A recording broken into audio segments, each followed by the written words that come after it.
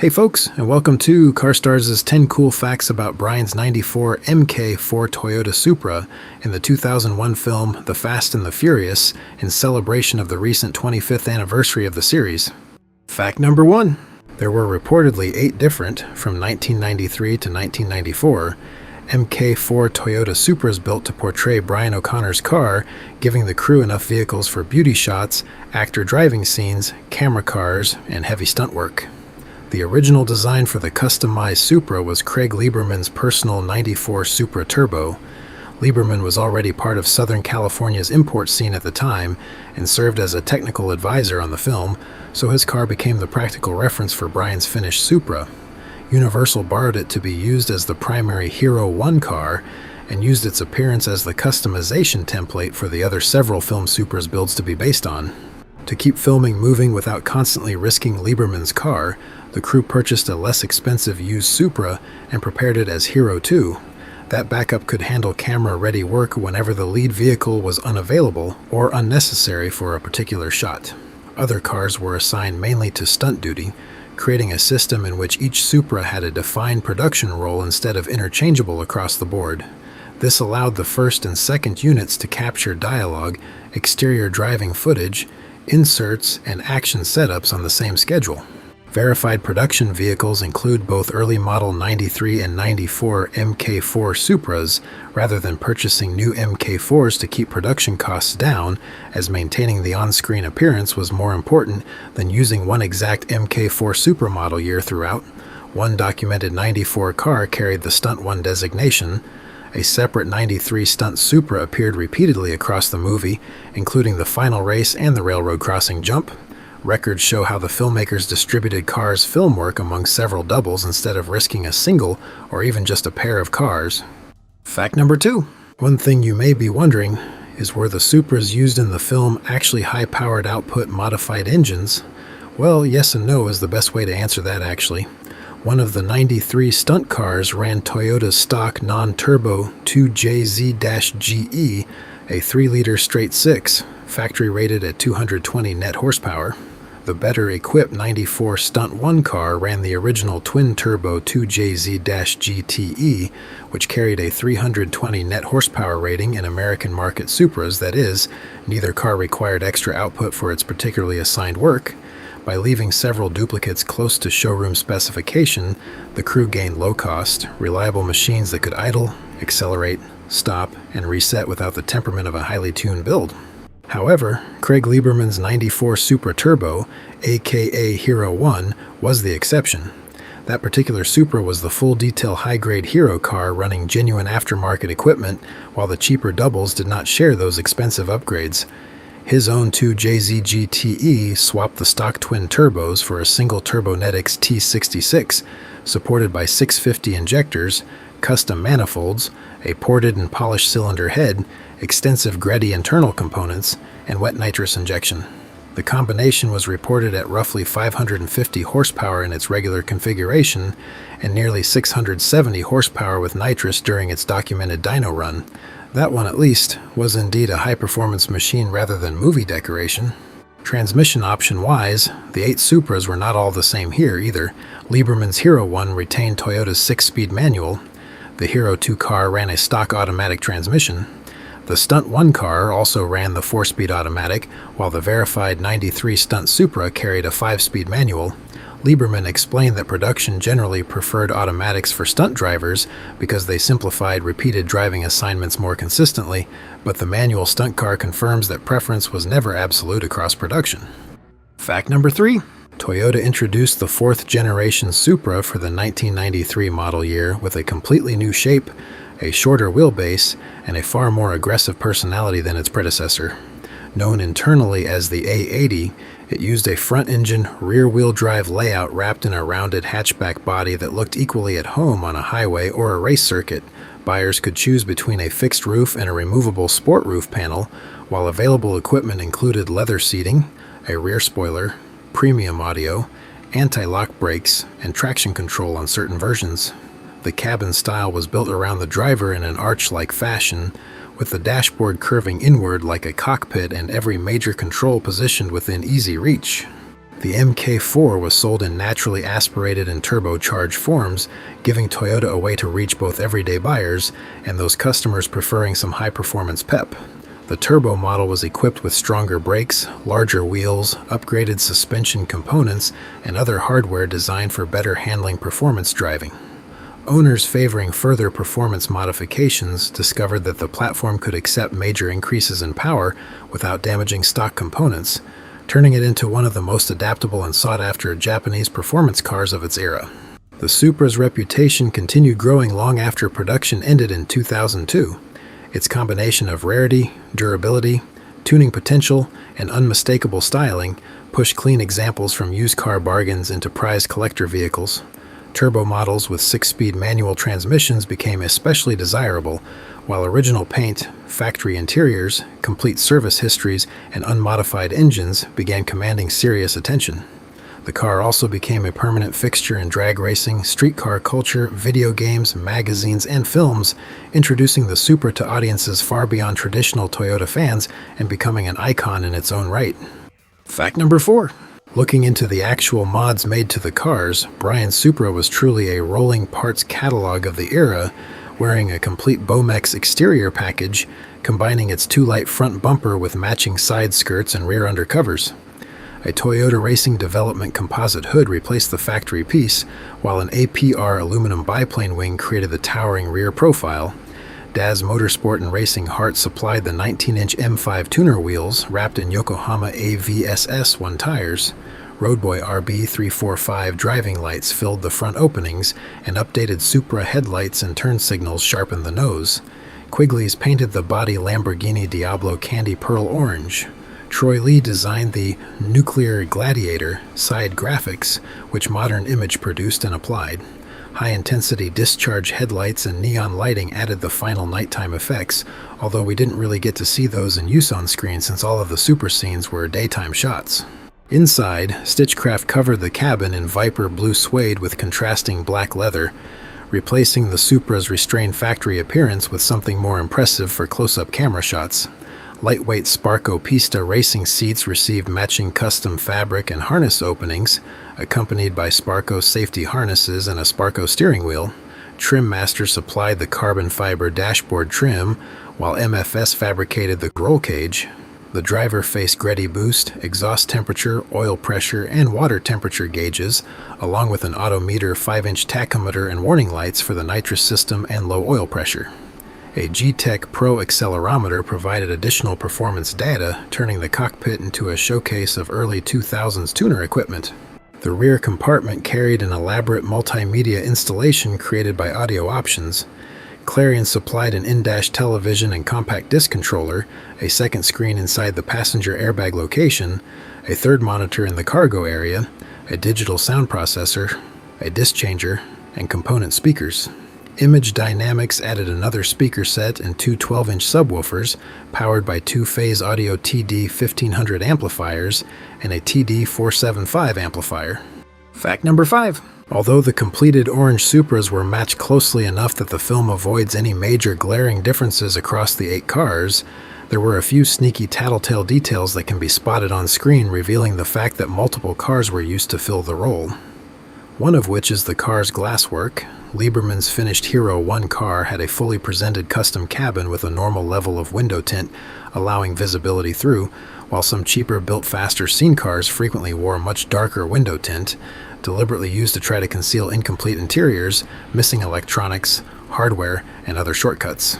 The actual interior equipment inside varied far more than anything exterior. Hero 1 carried genuine blue and black upholstery, properly installed instruments, and the costly entertainment hardware built into Lieberman's car. However, probably the most standout visual interior variation we actually can spot watching the film is the different roll cage types and colors from one car to another. Some Stunt Supras had more working purpose cabins with a full roll cage, while the Hero cars had halves. During quick action shots, those interior pieces can briefly replace the more elaborate tuner interior shown in close-ups. Fact number 6. And in case anyone is wondering, the trashed red MK4 Supra we see arriving on the flatbed playing the role of Brian's Supra before the rebuild was never actually transformed into a finished orange car for the shoot. Therefore, it is not counted as one of the 8 completed cars. It was just a separate picture vehicle used to sell the story that Dominic's crew had started with a wrecked shell. Once the rebuilding montage began, production switched to the completed hero and stunt fleet patterned after Craig Lieberman's modified Supra.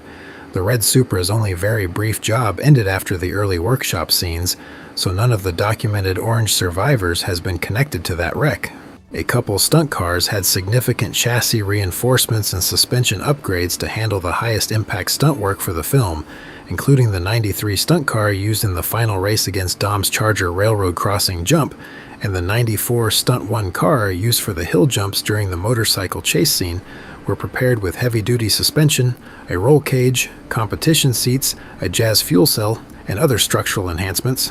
A few of the stunt Supras unfortunately didn't survive the shoot, according to Lieberman's account.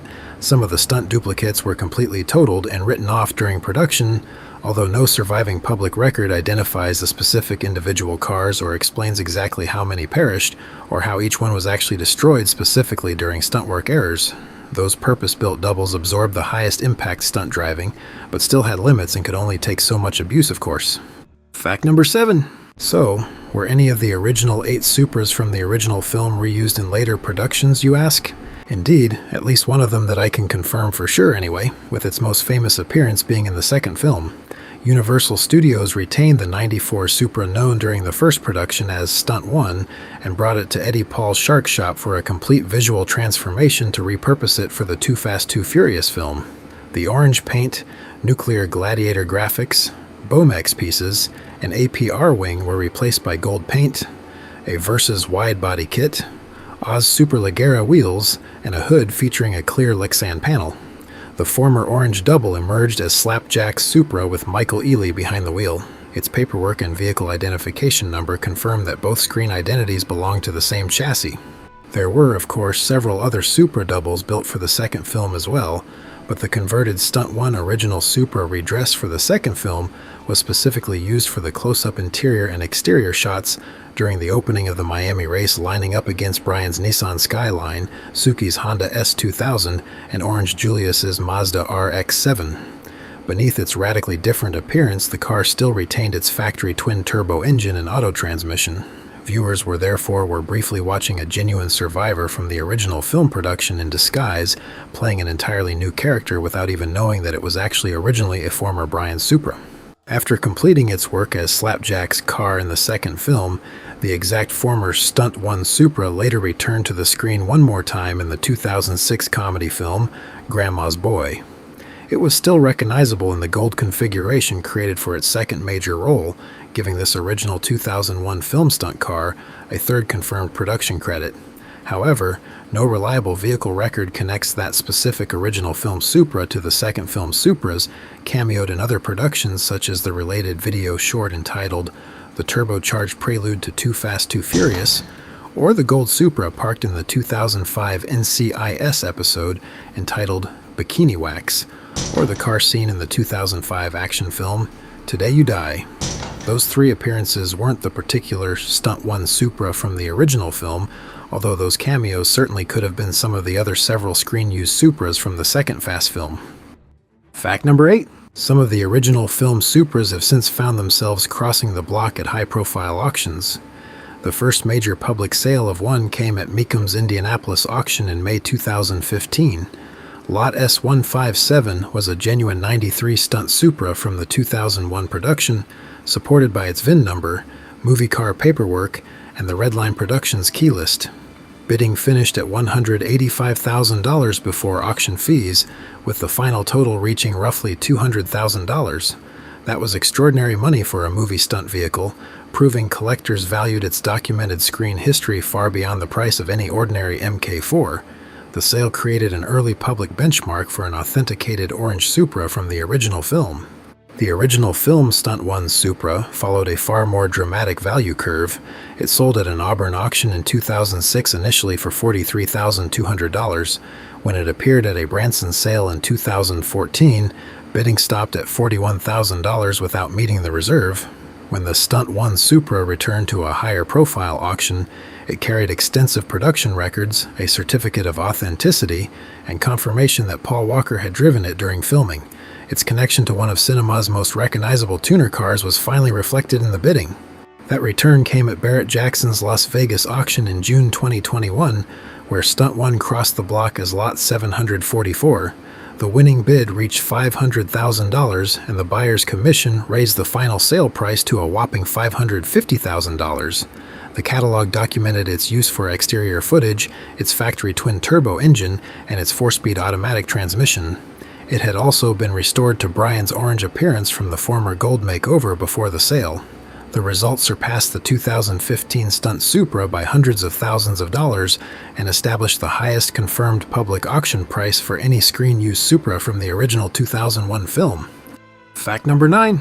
So, how many surviving screen-used Supras are there, and where are they today, you ask?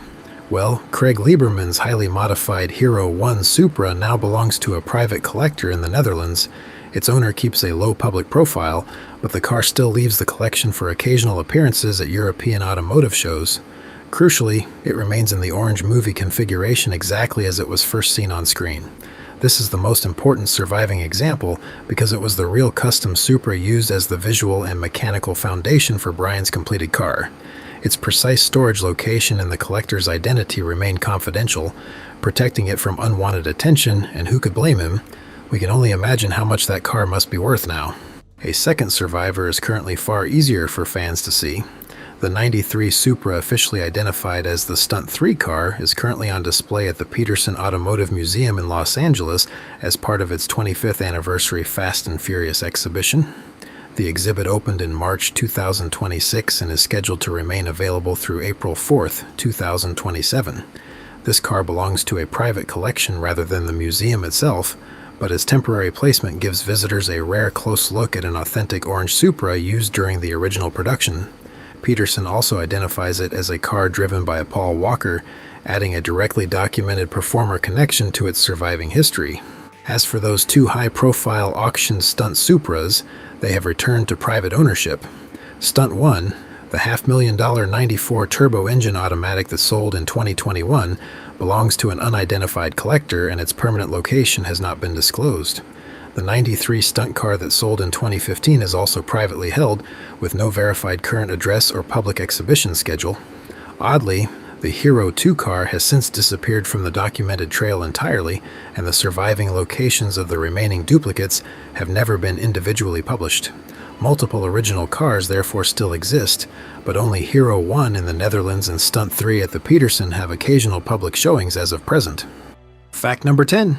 Looking into the scale model world, fortunately, due to the runaway success of the Fast and Furious series ever since 2001, there have been many scale replica releases of Brian's MK4 Supra, so let's take a look at the best options out there. For the true die-hard fans and collectors of this car and franchise, the largest, most detailed and exclusive scale model replica is the monster 1/8 scale model here from a brand name called Fan Home. These are no longer on the retail market, and you'd be lucky to find one in the low thousands price-wise on the resale market. The next step down in scale from the Fan Home, and more easily obtainable, would be this upcoming high-detail limited edition 1/12 scale replica resin model kit from Kyosho. These will be available soon for around the $350 mark, and only 800 of them will be made. Another notch down in scale, but not in quality, would be this 1/18 scale die-cast model, also from Kyosho. These are technically on the current retail market for around $250, but they are out of stock most anywhere I can find online at the moment, so you might have to turn to the resale market like eBay for a higher cost if you want one of these right now. As for more regular plastic model kits that actually are still easily available on the current retail market, you could base a custom replica build from this AMT 1/25th scale tuner MK4 Supra model for around $32, or for a higher quality kit, there's also the standard MK4 Supra 1/24th scale model kit from Tamiya that can be had for around $27. I will put links in the description below to where you can get these two model kits for those interested. By the way, for you folks who enjoy car restoration transformative content, be sure to check out a digitally simulated 25-year-old barn find, recovery, and full restoration of this car over on a new channel that I just created called Revive and Roll. I'll put a link to this new video and channel in the description below for those interested in checking it out, and do let me know over there if you guys like this type of thing or not. And although I can't put out a lot of these type of videos as they take a huge amount of time and are quite expensive to make as well, if it gets enough views to make it worthwhile, then I will make more in the future. Well, there you have it, folks. Thanks for watching, and make sure to hit that subscribe button if you like what you saw here. You guys are all great. See you next time.